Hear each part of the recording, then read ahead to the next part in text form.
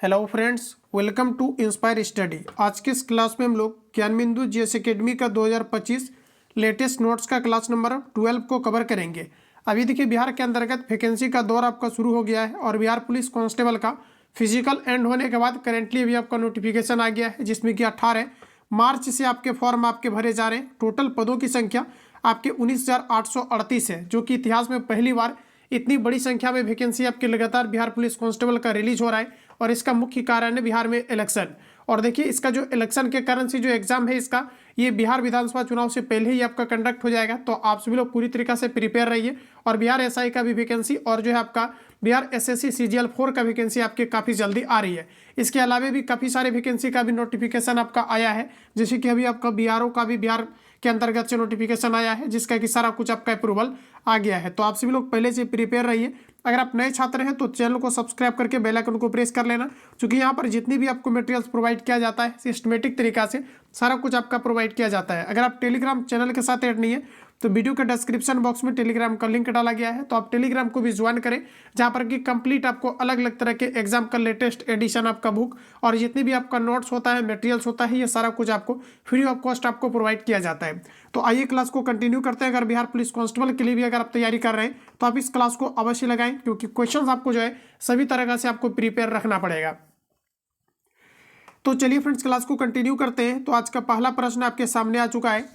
प्रश्न हमारा पूछा है कि भारत की पहली महिला अधिवक्ता कौन है जो सीधे उच्चतम न्यायालय की न्यायाधीश बनी थी? तो देखिए, आपका राइट आंसर हो जाएगा ये आपके जो है इंदु मल्होत्रा है, जो कि भारत की प्रथम ऐसी महिलाएं हुई जो कि सीधे आपके जो है उच्चतम न्यायालय के न्यायाधीश के रूप में आपका नियुक्त हुई थी। तो सी ऑप्शन आपका करेक्ट हो जाएगा।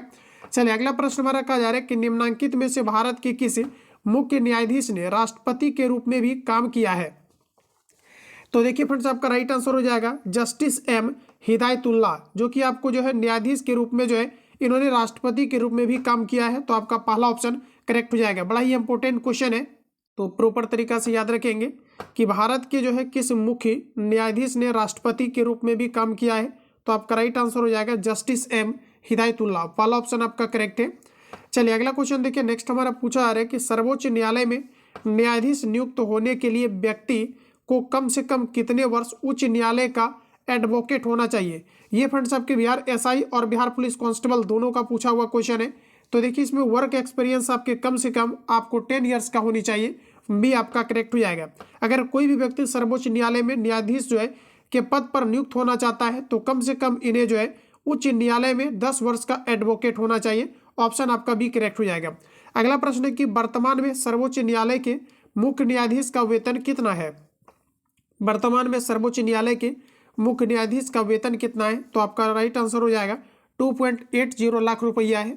देखिए, भारतीय संविधान का आर्टिकल 125 के अंतर्गत वेतन को लेकर के चर्चा किया गया है, जबकि आर्टिकल 124 के अंतर्गत जो है भारत के अंतर्गत एक सर्वोच्च न्यायालय होगा, सुप्रीम कोर्ट होगा, इसका वर्णन किया गया है। जबकि अगर बात करें हाई कोर्ट का, तो हाई कोर्ट का वर्णन आर्टिकल 224 के अंतर्गत आपको किया गया है। चलिए, अगला क्वेश्चन देखिए। नेक्स्ट हमारा पूछा गया है कि संविधान में किस न्यायालय में तदर्थ न्यायाधीश की नियुक्ति की का प्रावधान किया गया है? संविधान के किस न्यायालय में तदर्थ न्यायाधीश की नियुक्ति का प्रावधान की गई है? आपका पहला ऑप्शन करेक्ट हो जाएगा भारत का सर्वोच्च न्यायालय। पहला ऑप्शन आपका करेक्ट हो जाएगा। तो चलिए फ्रेंड्स, और इसके पहले एक छोटा सा इन्फॉर्मेशन कि जो भी छात्र बिहार पुलिस कांस्टेबल का मात्र ये जो कोर्स आपका खानजियस रिसर्च सेंटर की तरफ से आपका प्रोवाइड किया गया है, ओनली आपको 99 में ही आपको प्रोवाइड किया जा रहा है। तो आप सभी लोग इस आईडी पे, चूंकि ये आपका बिहार पुलिस कांस्टेबल का लेटेस्ट आपका बैच है, तो आप सभी लोग इस आईडी पे कॉल करके या इंक्वायरी करके आप यहाँ पर जो है सारी इन्फॉर्मेशन आप ले सकते हैं। आपको टेलीग्राम पे सर्च करना है @biharexam44। जैसे आप इसको टेलीग्राम पे सर्च करते हैं तो एक आपको आईडी दिखेगा, जिसपे आपको कॉल या एसएमएस करके आपको इंक्वायरी ले लेना है, जिसमें कि आपको 99 पेमेंट करवाया जाएगा और ये कंप्लीट आपका कोर्स प्रोवाइड किया जा रहा है। तो जो भी छात्र ऐड होना चाहते हैं @biharexam44 लिख करके सर्च करेंगे, क्योंकि जैसे ही आप डिले करते हैं तो 199 फीस काफ़ी हो जाएगा, क्योंकि इसी के अंतर्गत ज्ञानबिंदु जीएस एकेडमी का भी कोर्स आपको प्रोवाइड किया जाता है। तो चलिए, अगला क्वेश्चन देखते हैं। नेक्स्ट प्रश्न आपका कुछ इस प्रकार से दिया गया है। तो प्रश्न दोस्तों कहा जा रहा है कि सर्वोच्च न्यायालय के न्यायाधीशों की नियुक्ति की जाती है राष्ट्रपति के द्वारा। तो देखिए, सर्वोच्च न्यायालय के जो न्यायाधीश होते हैं इसकी नियुक्ति भारत के राष्ट्रपति के द्वारा की जाती है। अब आपको बताना है। तो राइट आंसर आपका देखिए, सर्वोच्च न्यायालय के मुख्य न्यायाधीश के परामर्श के साथ किया जाता है, तो डी आपका राइट हो जाएगा। अगला प्रश्न कहा जा रहा है कि भारत के कार्यवाहक मुख्य न्यायाधीश की नियुक्ति कौन करता है। भारत के कार्यवाहक मुख्य न्यायाधीश की नियुक्ति भारत के राष्ट्रपति के द्वारा किया जाता है। इसके अलावा भारत के जो राज्यपाल होते हैं, राज्यपाल की भी नियुक्ति भारत के राष्ट्रपति के द्वारा और प्राइम मिनिस्टर की भी नियुक्ति भारत के राष्ट्रपति के द्वारा की जाती है। देखिए, राज्यपाल को जो शपथ दिलाता है हाई कोर्ट का जो है आपका मुख्य न्यायाधीश दिलाते हैं, जबकि प्राइम मिनिस्टर को जो शपथ दिलाते हैं ये भारत के राष्ट्रपति के द्वारा दिलाए जाते हैं। देखिए, राज्यपाल की नियुक्ति जो किया जाता है आर्टिकल 155 के तहत भारत के जो है राष्ट्रपति के द्वारा किया जाता है। तो ये सभी फैक्ट आपको यहाँ पर याद रखनी है। अगर हम बात करें कि सीएम की नियुक्ति यानी चीफ मिनिस्टर की नियुक्ति कौन करता है, तो ये भारत के राज्यपाल के द्वारा किया जाता है और कोई भी व्यक्ति एक से अधिक राज्यों का राज्यपाल हो सकता है। चलिए अगला प्रश्न देखिए। नेक्स्ट हमारा पूछा जा रहा है कि सेवानिवृत्त होने के पश्चात सर्वोच्च न्यायालय के न्यायाधीश वकालत कर सकते हैं। तो आपका राइट आंसर हो जाएगा किसी भी न्यायालय में नहीं कर सकता है, डी ऑप्शन आपका यहाँ पर राइट हो जाएगा। चलिए अगला क्वेश्चन देखते हैं। अगला प्रश्न हमारा पूछा जा रहा है कि सर्वोच्च न्यायालय के न्यायाधीश डैश के बाद भारत के राष्ट्रपति द्वारा हटाए जा सकते हैं। सर्वोच्च न्यायालय के न्यायाधीश डैश के द्वारा भारत के राष्ट्रपति द्वारा हटाए जा सकते हैं। तो आपका राइट आंसर हो जाएगा संसद में महाभियोग प्रस्ताव पारित करके। जैसे कि दोस्तों, राष्ट्रपति अगर किसी भी तरह से भारतीय संविधान पर, इंडियन कॉन्स्टिट्यूशन पर आक्रमण करता है तो संसद के द्वारा महाभियोग पारित करके आर्टिकल 61 के तहत हटाए जाते हैं। सेम उसी तरह से सर्वोच्च न्यायालय के जो न्यायाधीश होते हैं इसको भी संसद के द्वारा, जैसे कि राष्ट्रपति को हटाया जाता है, सेम उसी प्रोसेस से इन्हें भी हटाए जाते हैं। डी ऑप्शन आपका करेक्ट हो जाएगा। चलिए अगला क्वेश्चन हमारा नेक्स्ट पूछा जा रहा है कि भारत के सर्वोच्च न्यायालय की स्थापना कब हुई थी। भारत के सर्वोच्च न्यायालय की स्थापना भारतीय संविधान के द्वारा होता है। तो देखिए आपका यहाँ पर डी ऑप्शन करेक्ट हो जाएगा। अगर हम बात करें सर्वोच्च न्यायालय की स्थापना का वर्णन आर्टिकल 124 के अंतर्गत आपको दिया गया है। चलिए नेक्स्ट क्वेश्चन कहा जा रहा है कि उच्चतम न्यायालय ने कानूनी मामलों पर किसको परामर्श लेने का अधिकार है। उच्चतम न्यायालय से कानूनी मामलों पर किसको परामर्श लेने का अधिकार है। तो आपका राइट आंसर हो जाएगा राष्ट्रपति को, बी ऑप्शन आपका सही है। चलिए अगला क्वेश्चन कहा जा रहा है कि भारत में उच्चतम न्यायालय का उद्घाटन किस तिथि को हुआ था। तो देखिए आपका राइट आंसर हो जाएगा 28 जनवरी 1950 को हुआ था, बी ऑप्शन आपका करेक्ट है। अगर आप 100% अगर आप बिहार पुलिस कांस्टेबल को क्लियर करना चाहते हैं तो जितने भी अभी आपका लेटेस्ट नोट्स आपका 2025 के लिए ज्ञान बिंदु जीएस एकेडमी का अपलोड किया गया है, इन सभी को आप यहाँ पर क्लियर करें, निश्चित रूप से आप इंप्रूवमेंट कर पाएंगे। टेलीग्राम के साथ अगर आप ज्वाइन नहीं है तो तुरंत आपको टेलीग्राम के साथ ज्वाइन कर जाना है, जहाँ पर कि आपको कंप्लीट मटेरियल्स आपका प्रोवाइड किया जा रहा है। अगला प्रश्न पूछा जा रहा है कि भारत में उच्चतम न्यायालय का उद्घाटन किस तिथि को किया गया था। तो ये देखिए आपके 28 जनवरी 1950 को भारत में उच्चतम न्यायालय का उद्घाटन किया गया था। अगला प्रश्न है कि एक उच्च न्यायालय का न्यायाधीश अपना त्यागपत्र किसे संबोधित करता है। देखिए फ्रेंड, जो उच्च न्यायालय के न्यायाधीश होते हैं ये अपना त्यागपत्र किसे संबोधित करता है। चलिए ऑप्शन आपके सामने दिया गया है। तो देखिए आपका राइट आंसर हो जाएगा भारत के राष्ट्रपति को करता है, पहला ऑप्शन आपका राइट है। नेक्स्ट क्वेश्चन है कि उच्च न्यायालय के न्यायाधीशों के वेतन और भत्ते दिए जाते हैं, आर्टिकल 125 के तहत दिया जाता है। अगर हम यहाँ पर बात करें ऑप्शन का तो बी सही होगा, राज्य की समेकित निधि से दिया जाता है। चलिए अगला प्रश्न पूछा है कि निम्नलिखित में से उच्च न्यायालयों में से कौन सा एक से अधिक राज्य या केंद्र शासित प्रदेश के लिए है। देखिए अगर बात करें हम लोग इलाहाबाद का, तो इलाहाबाद देखिए आपका एक से अधिक राज्यों के लिए या केंद्र शासित प्रदेश के लिए नहीं है। नई दिल्ली भी नहीं है, देखिए गुजरात भी नहीं है, मुंबई यहाँ पर आपका दोस्तों करेक्ट आंसर हो जाएगा। डी ऑप्शन अगर आपने दिया है तो बिल्कुल सही है। अगला प्रश्न है कि निम्नलिखित राज्यों में से किस राज्य का अपना उच्च न्यायालय नहीं है। तो आपका देखिए राइट आंसर हो जाएगा मिजोरम का नहीं है, डी ऑप्शन आपका करेक्ट हो जाएगा। अगला क्वेश्चन कहा जा रहा है कि अंडमान व निकोबार द्वीप समूह पर निम्नलिखित उच्च न्यायालयों में से किस एक का क्षेत्राधिकार है। अंडमान और निकोबार द्वीप समूह पर निम्नलिखित में से पूछा जा रहा है कि उच्च न्यायालयों में से कौन सा एक क्षेत्राधिकार है। तो आपका करेक्ट आंसर हो जाएगा ऑप्शन नंबर बी, ये कोलकाता के अधीन आपका आता है अंडमान और निकोबार द्वीप समूह। अगला प्रश्न कहा जा रहा है कि PIL क्या है। PIL क्या है, तो इसे हम लोग कहते हैं public interest litigation, public interest litigation. PIL का फुल फॉर्म होता है पब्लिक इंटरेस्ट लिटिगेशन। ऑप्शन आपका पहला वाला करेक्ट होगा। चलिए नेक्स्ट क्वेश्चन है कि भारत में न्यायिक सक्रियता संबंधित है, भारत में न्यायिक सक्रियता संबंधित है आपके जनहित याचिका से। तो बी ऑप्शन आपका करेक्ट हो जाएगा। लोकहितवाद मुकदमे की संकल्पना का उद्गम देश क्या है? तो आपका राइट आंसर हो जाएगा USA, United state of America. देखिए सबसे बड़ा लिखित संविधान की अगर बात करें तो यूएसए का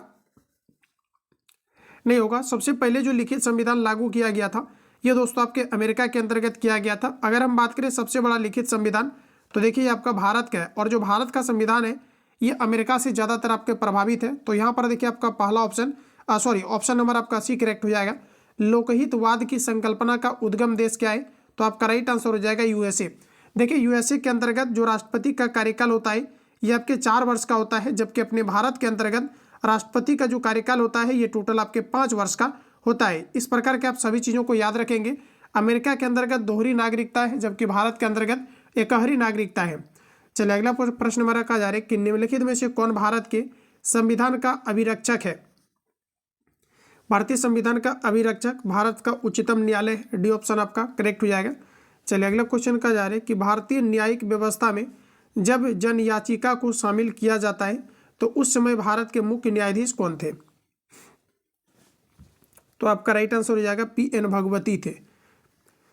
चलिए अगला प्रश्न हमारा नेक्स्ट पूछा रहा है कि भारत का संघीय न्यायालय निम्नलिखित में से किस वर्ष स्थापित किया गया था? भारत का संघीय न्यायालय स्थापित किया गया था वर्ष 1937। ऑप्शन आपका बी सही है। भारतीय संविधान के अंतर्गत निम्नलिखित में से किसे मौलिक अधिकारों का संरक्षक समझा जाता है? देखिए दोस्तों अगर हम बात करें कि भारतीय संविधान के अंतर्गत निम्नलिखित में से किसी मौलिक अधिकारों का संरक्षक समझा जाता है तो आपका राइट आंसर हो जाएगा ऑप्शन आपका सी, सर्वोच्च न्यायालय को समझा जाता है।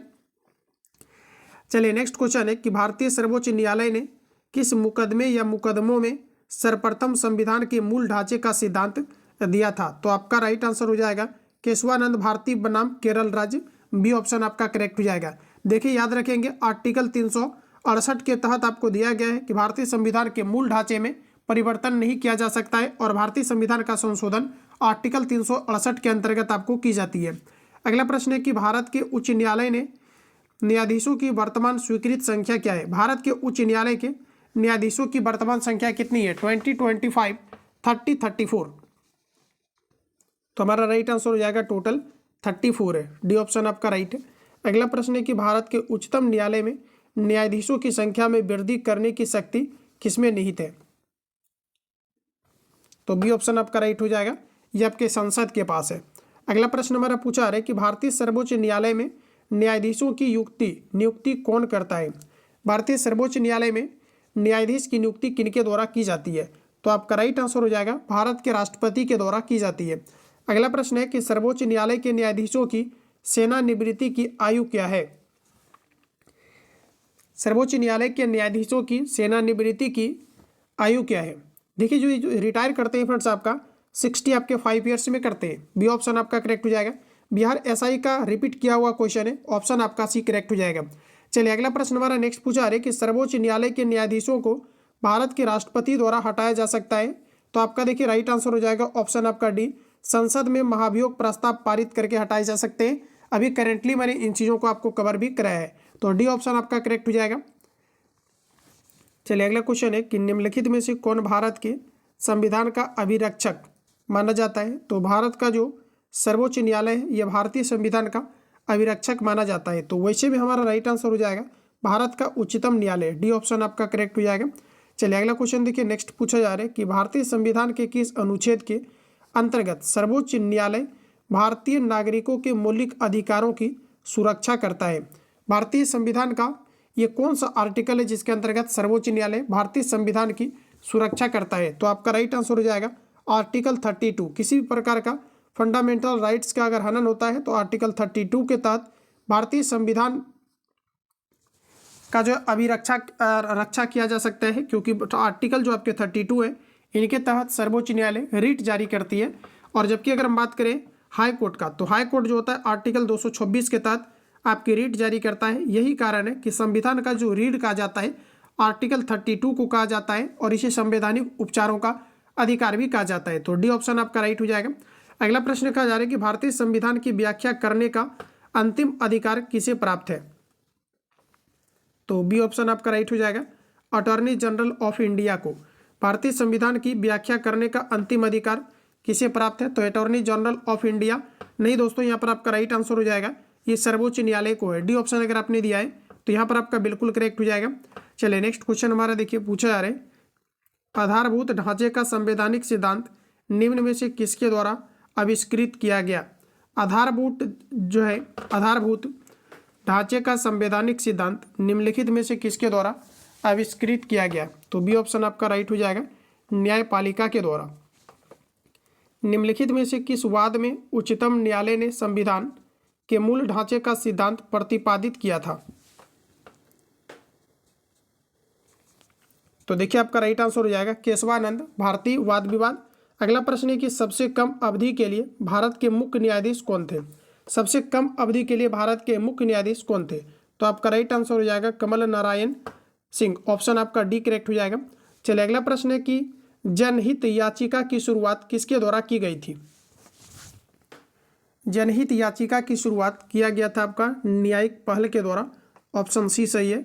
उच्च न्यायालय के न्यायमूर्ति की सेवानिवृत्ति आयु क्या है, तो आपका करेक्ट आंसर हो जाएगा 62 वर्ष है। सी ऑप्शन आपका सही है। अगला क्वेश्चन में कहा जा रहा है कि एक उच्च न्यायालय का न्यायाधीश अपना त्यागपत्र किसे संबोधित करता है। एक उच्च न्यायालय का न्यायाधीश एक त्यागपत्र संबोधित किसे करता है, तो राष्ट्रपति को करता है। फर्स्ट ऑप्शन आपका यहाँ पर करेक्ट हो जाएगा। चलिए अगला प्रश्न हमारा नेक्स्ट पूछा जा रहा है कि मुंबई, मद्रास और कलकत्ता में उच्च न्यायालयों की स्थापना कब किया गया था। मुंबई, मद्रास और कोलकाता में उच्च न्यायालय की स्थापना 1861 में किया गया था। पहला ऑप्शन अगर आपने दिया है तो बिल्कुल आपका राइट हो जाएगा। मुंबई, मद्रास और कोलकाता में उच्च न्यायालय की स्थापना 1861 में की गई थी। फर्स्ट ऑप्शन आपके करेक्ट है। नेक्स्ट प्रश्न है फ्रेंड्स कि पटना उच्च न्यायालय की स्थापना कब हुआ था, बताइए राइट आंसर आपका क्या हो जाएगा। तो पटना उच्च न्यायालय की स्थापना आपके वर्ष 1916 के अंतर्गत होता है। और वही अगर बात करें कि बिहार जो है, बिहार की स्थापना कब होती है, ये आपका होता है 1912 को। और पटना उच्च न्यायालय की स्थापना कब होता है, तो 1916 को। पहला ऑप्शन आपका करेक्ट है। चलिए अगला प्रश्न है कि भारत में उच्च न्यायालयों की संख्या कितनी है। देखिए भारत के अंतर्गत टोटल उच्च न्यायालय की संख्या टोटल आपके 25 से 25, तो बी आपका करेक्ट हो जाएगा। चलिए अगला प्रश्न पूछा जा रहा है कि अंडमान व निकोबार द्वीप समूह पर निम्नलिखित में से किस एक उच्च न्यायालय का क्षेत्राधिकार है। देखिए अंडमान और निकोबार द्वीप समूह की अगर बात करेंगे तो आपका राइट आंसर हो जाएगा ये कलकत्ता उच्च न्यायालय के अंतर्गत आता है, तो बी आपका करेक्ट हो जाएगा। चलिए अगला प्रश्न हमारा कहा जा रहा है कि उच्च न्यायालय के सेवानिवृत्त जज को पेंशन कहाँ से दी जाती है, तो आपका पहला ऑप्शन करेक्ट हो जाएगा, भारत की संचित निधि से दी जाती है। फर्स्ट ऑप्शन आपका करेक्ट है। अगला प्रश्न है कि भारत में सबसे उच्च और अंतिम न्यायिक अदालत कौन सी है। भारत में सबसे उच्च और अंतिम न्यायिक अदालत क्या है, तो आपका पहला ऑप्शन करेक्ट हो जाएगा, ये आपके उच्चतम न्यायालय है। सुप्रीम कोर्ट के अधिकार क्षेत्र को बढ़ाया जा सकता है। सुप्रीम कोर्ट के अधिकार क्षेत्र को बढ़ाया जा सकता है, तो आपका पहला ऑप्शन राइट हो जाएगा, संसद द्वारा बनाए गए कानून के द्वारा सुप्रीम कोर्ट के अधिकार क्षेत्र को बढ़ाया जा सकता है। पहला ऑप्शन आपका राइट हो जाएगा। चलिए नेक्स्ट क्वेश्चन पूछा जा रहा है कि पीआईएल से जुड़े व्यक्ति कौन है। देखिए अभी रिसेंटली मैंने आपको कवर करा दिया है पीआईएल। अब इनसे जुड़े हुए जो है व्यक्ति कौन है, ये फ्रेंड्स आपको पूछी आ रही है, तो आपका राइट आंसर हो जाएगा न्यायमूर्ति भगवती। अगला प्रश्न है कि संविधान का रक्षक किसे माना जाता है, तो संविधान का रक्षक उच्चतम न्यायालय को माना जाता है। सी ऑप्शन आपका करेक्ट है। चलिए अगला प्रश्न हमारा पूछा आ रहा है कि भारत में मौलिक अधिकारों का संरक्षक कौन है, तो देखिए हमारा राइट आंसर हो जाएगा न्यायपालिका, जो कि भारत में मौलिक अधिकारों का संरक्षक माना जाता है। अगला प्रश्न है कि निम्न में से किन मुकदमे में भारत के सर्वोच्च न्यायालय ने संविधान का मूल ढांचा सिद्धांत प्रतिपादित किया, तो देखिए हमारा राइट आंसर हो जाएगा केशवानंद भारती बनाम केरल राज्य। ऑप्शन नंबर आपका ए करेक्ट हो जाएगा। चलिए नेक्स्ट क्वेश्चन फ्रेंड्स हमारा पूछा जा रहा है कि भारत में सर्वोच्च न्यायालय के न्यायाधीशों की कुल संख्या मुख्य न्यायाधीश को सम्मिलित करके कितनी निश्चित की गई है, तो देखिए मुख्य न्यायाधीश को सम्मिलित करके अगर देखें तो आपका राइट आंसर हो जाएगा ऑप्शन नंबर बी, ये टोटल आपके 34 हो जाएगा। अगला क्वेश्चन में कहा जा रहा है कि भारत का सर्वोच्च न्यायालय मुख्य न्यायमूर्ति और अन्य कितने न्यायाधीशों से मिलकर बनता है, तो देखिए फ्रेंड्स हमारा राइट आंसर हो जाएगा 33। ऑप्शन नंबर आपका बी करेक्ट हो जाएगा। अगला है कि निम्नलिखित में से किस रीट का अर्थ है हम आदेश देते हैं। ये ऑलरेडी आपके बिहार एसआई के एग्जाम्स में पूछा हुआ क्वेश्चन है। तो देखिए परमादेश जो होता है इसका मतलब होता है हम आदेश देते हैं। पहला ऑप्शन आपका करेक्ट हो जाएगा। देखिए सुप्रीम कोर्ट जो रीट जारी करता है ये आपके अनुच्छेद 32 के तहत आपका करता है, जबकि अगर बात करें हाई कोर्ट जो रीट जारी करता है ये किस अनुच्छेद के अंतर्गत, तो ध्यान में रखेंगे आर्टिकल 226 के तहत आपका रीट जारी करता है। चलिए अगला क्वेश्चन देखिए। नेक्स्ट हमारा पूछा जा रहा है कि सर्वोच्च न्यायालय के न्यायाधीश को पद की शपथ किसके द्वारा दिलाई जाती है। सर्वोच्च न्यायालय के न्यायाधीश को पद की शपथ किनके द्वारा दिलाई जाती है, तो आपका पहला ऑप्शन राइट हो जाएगा, राष्ट्रपति के द्वारा दिलाई जाती है। चलिए अगला क्वेश्चन है कि विधि के प्रश्न पर भारतीय सर्वोच्च न्यायालय से परामर्श लेने का अधिकार किसको है, तो हमारा देखिए सही आंसर हो जाएगा ऑप्शन आपका ए, ये आपके राष्ट्रपति को है। चलिए अगला क्वेश्चन हमारा कहा जा रहा है कि सर्वोच्च न्यायालय के न्यायाधीशों की सेवा निवृत्ति की आयु क्या है। तो देखिए करेंटली मैंने इस क्वेश्चन को भी कवर करा है, आपका राइट आंसर हो जाएगा 65 ईयर्स होते हैं। सर्वोच्च न्यायालय के न्यायाधीशों की सेवा निवृत्ति की आयु कितनी है, तो आपका राइट आंसर हो जाएगा 65 ईयर्स।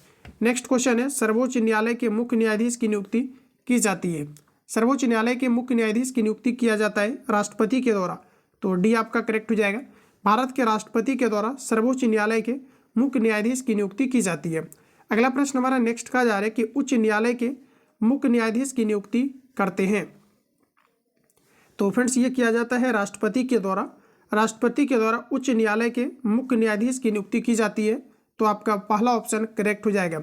चलिए अगला क्वेश्चन देखिए। नेक्स्ट हमारा पूछा जा रहा है कि किस अधिनियम के द्वारा भारत में संघीय न्यायालय स्थापित किया गया था। तो संघीय न्यायालय की स्थापना भारत शासन अधिनियम 1935 के द्वारा किया गया है। भारत शासन अधिनियम 1935 के द्वारा भारत के अंतर्गत संघीय न्यायालय की स्थापना किया गया है। भारतीय संविधान में सबसे ज़्यादा जो गहरा प्रभाव पड़ा है ये भारत शासन अधिनियम 1935 का पड़ा है, तो डी आपका करेक्ट हो जाएगा। अगला प्रश्न है कि निम्न में से कौन भारत के राष्ट्रपति के निर्वाचन संबंधी विवादों का निपटारा करता है। तो देखिए हमारा यहाँ पर राइट आंसर हो जाएगा सर्वोच्च न्यायालय। सी ऑप्शन अगर आपने दिया है तो बिल्कुल आपका करेक्ट हो जाएगा। चलिए अगला प्रश्न है कि भारत में सर्वोच्च न्यायालय में न्यायाधीशों की संख्या किस प्रकार से बढ़ाई जा सकती है। तो देखिए हमारा यहाँ पर सही आंसर हो जाएगा संसद के अधिनियम द्वारा बढ़ाई जा सकती है, बी ऑप्शन आपका करेक्ट हो जाएगा। चलिए बढ़ेंगे अगला क्वेश्चन की और। नेक्स्ट पूछा है कि बंदी प्रत्यक्षीकरण का संबंध इनमें से किससे है। देखिए काफ़ी इंपोर्टेंट क्वेश्चन है। बंदी प्रत्यक्षीकरण जो आपका दोस्तों संबंधित है ये आपके मौलिक अधिकार से संबंधित है। ध्यान रखेंगे मौलिक अधिकार से बंदी प्रत्यक्षीकरण संबंधित है, तो डी आपका यहाँ पर करेक्ट हो जाएगा। अगला प्रश्न है कि भारत में संविधान की मूल संरचना बुनियादी ढांचा के सिद्धांत का स्रोत क्या है।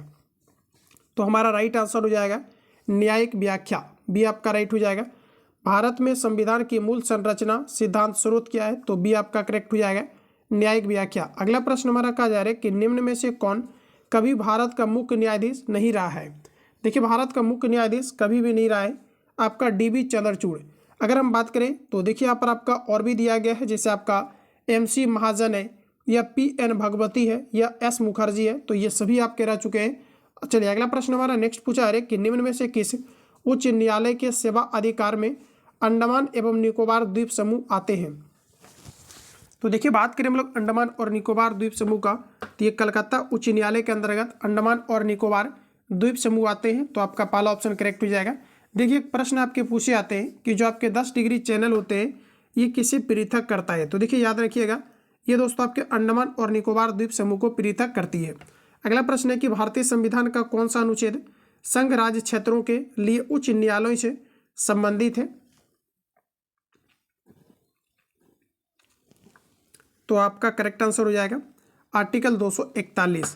देखिए आर्टिकल 241 जो है भारतीय संविधान यानी आर्टिकल 241 जो आपका अनुच्छेद है ये संघ राज्य क्षेत्रों के लिए उच्च न्यायालयों से आपका संबंधित है। आपका यहाँ पर पहला ऑप्शन करेक्ट हो जाएगा। चलिए अगला क्वेश्चन हमारा देखिए कुछ इस प्रकार से प्रश्न हमारा पूछा जा रहा है उच्च न्यायालय की रीट जारी करने की शक्ति डैश के अंतर्गत उल्लिखित है। देखिए उच्च न्यायालय जो रीट जारी करता है आर्टिकल 226 के तहत करता है, जबकि सर्वोच्च न्यायालय रीट जारी आर्टिकल 32 के तहत करता है। यहाँ पर देखिए बी ऑप्शन आपका करेक्ट हो जाएगा। चलिए अगला प्रश्न की ओर बढ़ते हैं। पूछा जा रहा है कि भारतीय संविधान का संरक्षक कौन होता है। तो देखिए फ्रेंड्स भारतीय संविधान का संरक्षक ये आपके सर्वोच्च न्यायालय होता है, तो डी ऑप्शन आपका यहाँ पर करेक्ट हो जाएगा।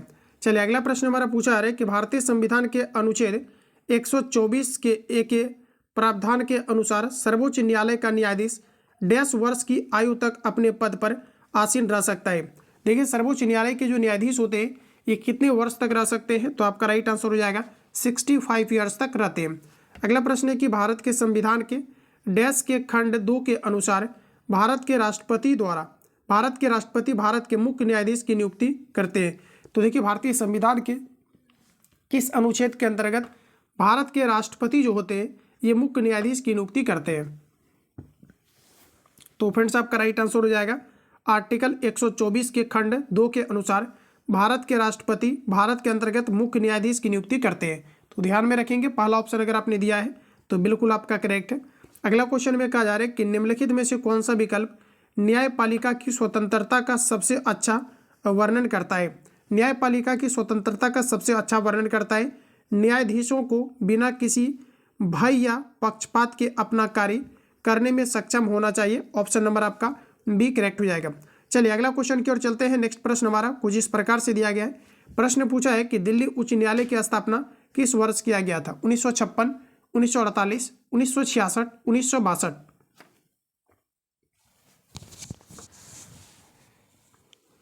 तो देखिए दिल्ली उच्च न्यायालय की स्थापना किया गया है आपका 1966 में। तो आपका राइट आंसर सी है।